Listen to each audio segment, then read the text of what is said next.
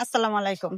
আজকে একটা নতুন জিনিস দেখলাম এবং দেখি এটা খেয়ে কেমন লাগে। আপনারাও আসেন দেখেন আমার সাথে। আমি আগে কখনো এই খাবারটা দেখি নাই। মিষ্টি কুমড়ার ফুল।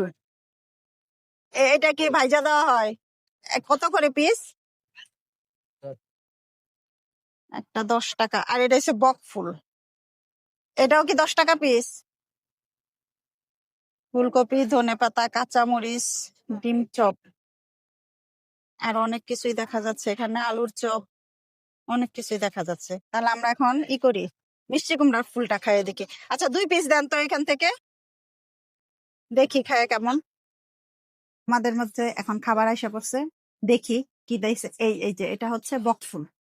বকফুলটা এখন এটা বেসন দিয়ে ফ্রাই করে দেওয়া হয়েছে। আর এটা হচ্ছে মিষ্টি কুমড়া ফুল, যে ফুলটা আপনাদের আমি দেখালাম। আমি কখনো আসলে এটা বাজারে বিক্রি করতে দেখি নাই। বাসায় সবাই খায়, এটা আমি জানি।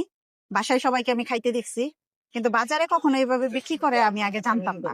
আজকে দেখো। আর এটা হচ্ছে বেগুনি, সাথে একটা চাটনি দিছে।